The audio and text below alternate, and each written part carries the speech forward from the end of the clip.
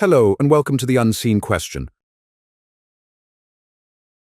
I didn't realize how true that line was until I had to tell my family what I really believed, or rather, what I no longer believed. For a long time, I kept it quiet. I went along with the traditions, nodded when prayers were said at the table, kept my mouth shut when relatives made comments about faith guiding everything in life. On the surface, I played the part. Inside, though, it felt like I was living a double life. There's a specific kind of weight that comes with pretending to believe something you don't. It's heavier than just staying silent, because every time you go along with it, you reinforce the illusion. And the longer it goes on, the harder it feels to ever break it. I remember rehearsing what I might say, trying to picture how they'd react. Would they feel betrayed? Would they be angry? Would they take it as a personal failure, like they hadn't raised me right? That thought haunted me the most. Not that they'd reject me, but that they'd feel ashamed of me. And that's the cruel irony. Because the moment I stepped away from religion, I felt more honest, more connected to reality, more open to understanding the world. Yet the people I loved the most would see it as the opposite, as if I had lost my way. So I waited. I waited until it felt unbearable to keep quiet any longer. And the tipping point wasn't anything dramatic. It wasn't some heated argument or public confrontation. It was just a simple family dinner. We were all sitting together and someone made a comment about how faith is what gives life meaning. It was said casually, like a fact everyone agreed on.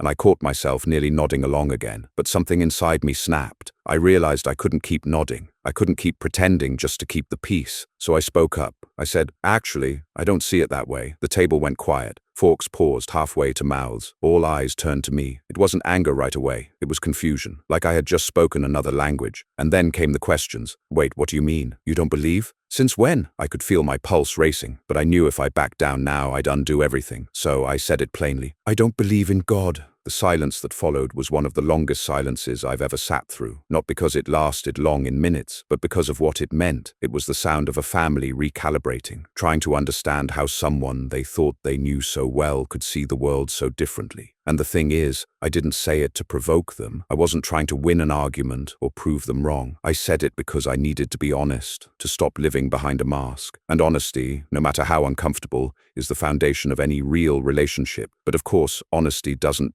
erase the years of conditioning people have around belief. It doesn't erase the fear that if someone rejects the faith, they're rejecting the family too. That's the hardest part. People often confuse rejecting ideas with rejecting them personally. So I had to be careful. I made it clear. This doesn't change how I feel about you. It doesn't mean I love you any less. It just means I've come to a different conclusion about what's true. And here's where things got even harder. Because my family wanted reasons. They wanted explanations. And the truth is, you can't compress years of questioning, reading, observing, and reflecting into a neat little speech at a dinner table. You can't sum it all up in a few sound bites. But I tried. I said, it wasn't sudden. It wasn't rebellion. It was simply me realizing that the answers religion gives don't actually answer anything. They just push the questions further away. I told them about how, when I looked closely at the stories, the contradictions stood out. How prayers never seemed to change outcomes. How tragedies hit the faithful and the faithless alike. How morality didn't seem to come from scripture, but from people's basic capacity for empathy and reason. I mentioned how I started noticing that the most devout people could justify cruelty if they believed it served their God. And that shook me deeply, because if belief can excuse harm, then it isn't the source of goodness. Goodness has to come from somewhere deeper, something we already have as humans. And I told them that this wasn't about wanting life to be easier. If anything, life without religion can be more difficult, because it forces you to face the world without guarantees.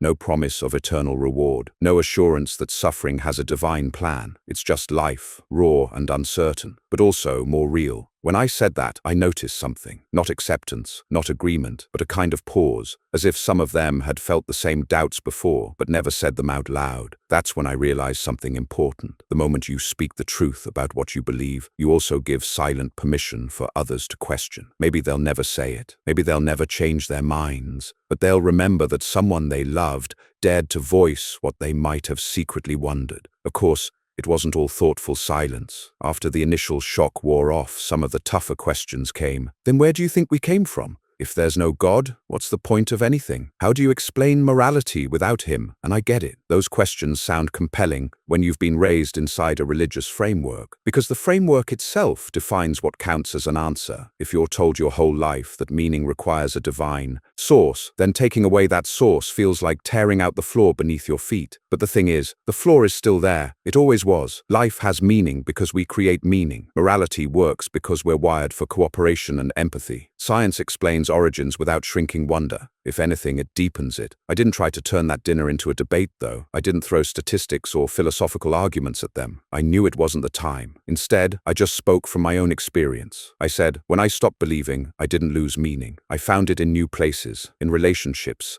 in curiosity, in the moments we're alive right now. That didn't end the tension. Some family members shifted in their chairs, some crossed their arms, but others just listened quietly. And that was enough for me, because I wasn't looking for approval. I was looking for honesty. Still, the days that followed weren't easy. There were awkward silences, little side comments, even attempts to bring me back, like I'd gone astray and just needed a nudge to return. One relative told me, "You'll come around." Everyone does eventually. Another left pamphlets on my desk about doubters finding their way home. At first it stung. It felt like they weren't respecting what I had said. But eventually I realized it wasn't malice. It was fear. Fear that if I was right, then their entire worldview might not be. Fear that love and morality and purpose could exist without the structure they depended on. And fear that death might really be the end. That's the thing about leaving religion. It doesn't just challenge your own assumptions, it rattles everyone else's too. And I started to see how much of this wasn't about belief at all. It was about identity. For many families,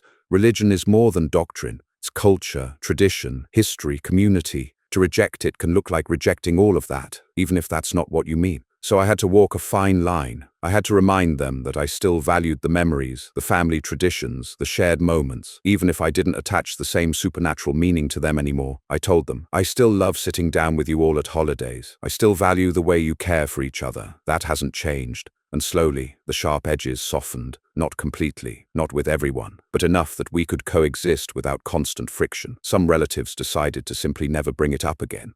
That was their way of coping. Others kept probing every now and then, hoping I'd change. But a few surprised me. They actually wanted to understand. They asked careful questions, not to trap me, but to really see how I thought. Those conversations were the most rewarding, not because I convinced anyone, but because I could see the humanity in the dialogue. I wasn't a fallen one to them. I was still family. And maybe, just maybe, my honesty gave them permission to be more open-minded too. The truth is, telling your family you no longer believe isn't a one-time event. It's not like ripping off a band-aid and then it's over. It's an ongoing process. Because belief isn't just words. It's habits. It's traditions. It's assumptions baked into daily life. And every time one of those moments comes up, you have to navigate it again. Like when prayers are said before meals. Do you bow your head out of respect? Do you keep your eyes open? Do you excuse yourself from the ritual? Each choice sends a signal, and each choice might open up old wounds. Or when someone says, God was really looking out for us today, after something good happens, do you smile politely? Do you let it pass? Or do you say, I don't think luck or survival needs a divine explanation? These little decisions never stop, and that's the reality of being honest about unbelief. It's not just a single confession, it's a new way of being in the world. And here's what surprised me most. As time passed, my family started to realize that my values didn't change. I was still kind, still supportive, still willing to help. In fact, I think some of them noticed I became more intentional, more focused on making the most of the time we have. Because without believing in eternal life, this life became all the more precious. That shift was powerful, because slowly it chipped away at the stereotype that not believing means lacking morality or meaning. They saw firsthand that I could live a fulfilling,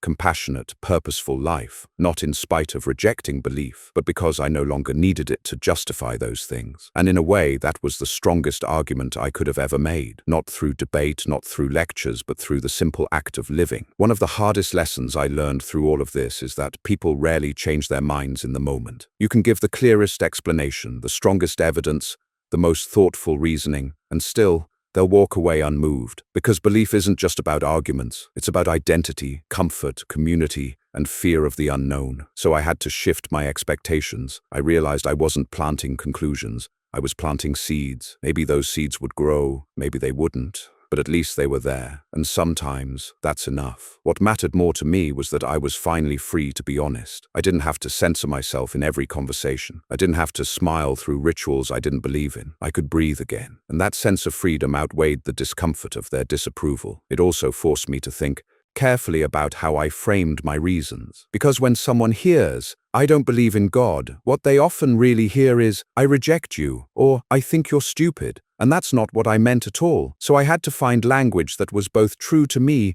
and sensitive to them. I'd say things like, "It's not that I don't care about meaning, it's that I've found meaning in different ways." Or, "It's not that I think morality disappears without God, I just think it comes from our nature as humans." These kinds of statements helped soften the clash. They made it less about tearing down their world and more about describing mine. And something interesting started happening. Even though some relatives still clung tightly to their faith, they began to notice the overlaps, the shared values. For instance, they'd say, "Well, we believe kindness comes from God." And I'd respond, "I think kindness comes from empathy." But either way, we both value kindness. That kind of bridge building doesn't erase the differences, but it shows that morality doesn't collapse just because belief does. And in the long run, that was what mattered most to them. Not whether I believed, but whether I still lived by values they recognized. Of course, I also faced some difficult reactions. A couple of relatives distanced themselves. They didn't say it outright, but I could feel it. The conversations grew shorter, the warmth faded, and that hurt. But I also knew it wasn't about me personally. It was about the fear that my unbelief might threaten the stability of their own. In those moments, I reminded myself that change takes time, and that some people may never fully come around. And that's okay, because living honestly isn't about universal approval. It's about alignment between your words, your actions, and your convictions. And to be fair, it wasn't all negative. Over time, a few of my younger cousins quietly pulled me aside. They admitted they had doubts too, but didn't dare speak them aloud. They asked me how I dealt with the fear, how I handled the pressure, and those conversations meant the world to me, because it showed me that my honesty wasn't just for me. It gave others the courage to think for themselves too. One of them said, "I thought I was the only one who felt this way," and I could see the relief in their eyes when they realized they weren't alone. That's when I understood the power of speaking up. It doesn't just free you, it frees others too, even if only in small ways. But here's the thing I didn't expect. As my family got used to my unbelief, they started to treat it less like a threat and more like just another trait. At first, it was the headline, "The one who doesn't believe." Later, it became background, like hair color or taste in music, just one aspect of who I was. That normalization didn't happen overnight. It came from consistency, from showing up, from being reliable, from demonstrating through everyday life that not believing didn't make me less moral, less loving, or less human. In fact, it made me more intentional. And eventually I realized that telling my family was less about changing them and more about grounding myself. I had to own my convictions, not hide them. I had to show that integrity mattered more than comfort. That was the turning point. Because here's the paradox. Many people see religion as the source of truth and honesty. But in my case, the moment I stepped away from religion was the moment I finally started living truthfully. No more pretending, no more rehearsed nods, no more silence when I disagreed. Just honesty. And yes, honesty carries consequences, but it also carries a freedom that no ritual or doctrine can ever provide. One of the arguments I brought up with my family, when the time felt right, was about how fragile belief really is if it requires silence to survive. If an idea can't withstand questions, then how strong can it be? I said, "If my honesty shakes your faith, maybe it's not me you're afraid of. Maybe it's the doubts you already carry inside." That didn't go over well with everyone, but I wasn't saying it to be smug. I was saying it because I had lived it. For years, I tucked away little doubts, telling myself they didn't matter. But doubts pile up like pebbles in a jar. At first, they make no sound, but eventually the jar rattles every time you touch it. And that rattling was what I couldn't ignore anymore. I saw contradictions in the texts that people swore were perfect. I saw unanswered prayers stacked higher than the answered ones. I saw suffering explained away as part of some mysterious plan. A plan that never seemed to stop children from dying or disasters from happening. At some point, you stop asking, "Why doesn't God fix this?" And you start asking, "Why do I need to assume there's a God in the first place?" That shift changes everything. It reframes the whole picture. And once you see it, you can't unsee it. But my family didn't want to hear all of that at once. To them, it sounded like I was dismantling the foundation of their lives. So I had to balance it. I had to pace it. Because being right doesn't matter if you lose all connection with the people you care about. And here's where psychology helped me. I learned that belief isn't just intellectual, it's emotional. It's tied to belonging, identity, even survival instincts. You can't argue someone out of faith the same way you argue them out of a math error. It's woven into their sense of self. That's why I realized my role wasn't to convert anyone. It was simply to live openly, to answer when asked, and to show through action that a person without belief can still live a life full of meaning, morality, and love. And you know what? Over time, some of the fear faded. My parents, for example, eventually stopped trying to fix me. They saw that my life didn't fall apart without religion. They saw that I still worked hard, still cared about others, still made choices based on values they recognized. That spoke louder than any argument ever could. One day, my mother said something that stuck with me. She said, "I don't understand how you see the world, but I see that you're happy, and maybe that's enough." That was one of the most relieving moments of my life, not because she agreed with me, but because she finally separated my happiness from her belief system. She stopped equating unbelief with despair. And in that moment, I realized that telling my family wasn't just about coming out with my lack of belief. It was about redefining what love in a family really means. Love isn't conditional on agreement. Love is seeing someone as they are, not as you wish them to be. Still, I'd be lying if I said the road was smooth after that. There were still flare-ups, especially at gatherings where religion took center stage, like weddings or funerals. Those moments are always tricky because they're soaked in religious language, and standing apart can feel like disrespect. But I learned something useful. Respect doesn't mean participation. You can honor the emotion of the moment without endorsing the belief behind it. You can comfort grieving relatives without pretending you share their idea of heaven. You can celebrate love at a wedding without needing a divine blessing. That balance is hard, but it's possible, and that's part of what my family had to see.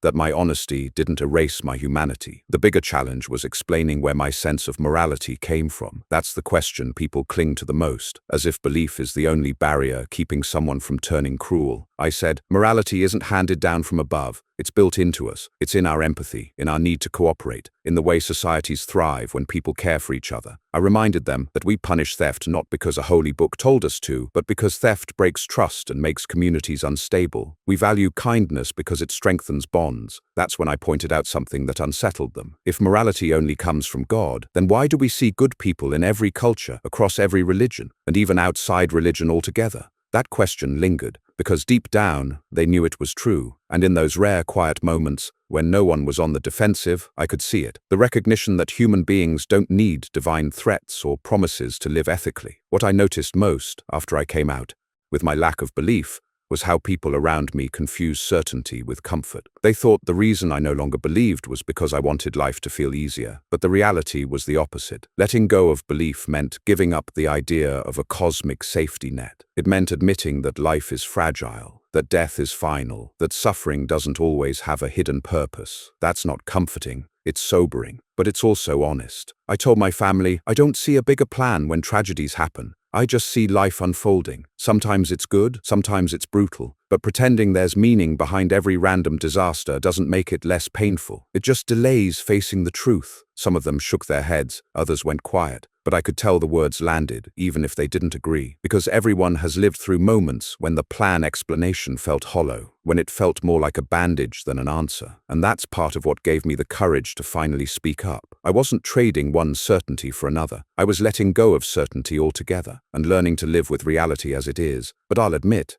it's not easy. When you reject belief, you don't just lose the stories about divine justice. You also lose the comforting illusions about eternity. You have to stare at mortality without blinking. And that's terrifying at first. Yet over time, it becomes liberating. Because when you accept that this life is the only one we get, every moment takes on more weight. Every connection matters more. Every choice feels more urgent. That's not despair. That's motivation. I told them, when I believed in an afterlife, I could always push meaning forward. There was always time later. But when you see this as the one life, suddenly every conversation, every act of kindness, every moment of love matters infinitely more, because it might be the last. That was something even the most religious members of my family couldn't dismiss, because they too have lost people, and deep down, they know the finality of that loss. Another thing I tried to explain was how freeing it is to not have to defend contradictions anymore. I used to twist myself in knots, trying to reconcile the idea of a loving God with the reality of endless suffering, or trying to explain why different religions all claimed the same absolute truth, or why moral codes supposedly handed down by the divine kept changing over time, usually in ways that mirrored human culture. Now I don't have to play that game. I can admit that life is complicated, messy, and uncertain, and that uncertainty doesn't need to be filled with myths just to make me feel better. Of course, my family worried that I'd become cynical, that without belief, I'd see life as meaningless. But the truth is, life became richer because meaning isn't handed to us. It's created by us. It comes from the relationships we build, the work we do, the curiosity we follow, the joy we share. I said, when I look at a sunset, I don't need to believe someone painted it. It's enough that I'm here to see it, and the fact that it's fleeting makes it even more beautiful. That idea hit some of them harder than the arguments, because it reframed things not as loss, but as gain, not as emptiness, but as immediacy. And the more I lived this way, the more they saw it too. They saw that I wasn't bitter or empty, I wasn't lost or broken, I was simply free to see life without filters. Over time, some of the tension turned into curiosity. They'd ask things like, so what do you think happens after we die? And I'd say, we return to the same nothingness we came from. And that's not something to fear. It's simply part of the cycle. They'd pause at that. It wasn't comforting in the way heaven is, but it had a kind of calm finality, a dignity that comes from not pretending otherwise. And slowly, the sharp lines between us softened. They still believed. I still didn't. But the panic, the fear, the sense of betrayal, those feelings began to fade, and in their place was a quieter, more accepting truth, that we could love each other even without sharing the same worldview. That was the real breakthrough. Looking back now, I realized that telling my family I didn't believe was one of the hardest things I've ever done, not because I doubted my reasons, but because I knew it would ripple through every relationship I cared about. And it did. There were tears, there was anger, there were stretches of silence, but there were also breakthroughs. There were moments of genuine understanding. There were times when we set aside belief entirely and just focused on being present with each other. The truth is, no family is perfect, and no family fully agrees on everything. This was just our version of that struggle. But if there's one thing it taught me, it's that honesty matters more than harmony built on pretending. Pretending might keep the peace on the surface, but it eats away at you inside. And sooner or later, that fracture shows. When I finally spoke the truth, I wasn't just freeing myself. I was giving my family the chance to love the real me, not the version I performed for their comfort. And even if some of them still wrestle with it, at least the love that remains is real, not conditional on me living a lie. And I think that's something worth saying out loud, that love, if it's genuine, should never depend on shared illusions. It should survive disagreement, doubt, and change, because otherwise it's not really love, it's control. Now, years later, the shock has faded. Religion still comes up, of course. Prayers are still said at the table. Verses are still quoted in speeches. But the difference is that I don't feel like I'm suffocating in silence anymore. They know where I stand. I know where they stand. And we've learned to meet each other in the middle, not in belief, but in care. And maybe that's the most important part of this whole story. Not the arguments, not the philosophy, not the debates over morality or meaning, but the simple fact that truth, however uncomfortable, creates the possibility for deeper relationships. Because when you're honest, you stop building walls of pretense. You stop rehearsing who you think you should be. You stop living for other people's approval, and in that space you find something stronger than agreement. You find authenticity. So if you're in the position I was once in, carrying the weight of silence, unsure of how your family will react, know this: it won't be easy. It may hurt. It may change things forever. But living honestly is worth it. Not because it guarantees acceptance, not because it solves every conflict, but because it allows you to finally breathe as yourself. And there's no substitute for that kind of freedom. And who knows, maybe your honesty will plant a seed too. Maybe someone else at that table has been waiting for permission to voice their doubts. Maybe your courage will be the crack that lets the light in. Either way, the truth is worth telling, even if it makes things uncomfortable, even if it makes the room go quiet. Because silence keeps us stuck, and honesty is the only way forward. That's what I learned when I told my family I don't believe, and if I had the chance to do it all over again, I'd still choose honesty, every single time.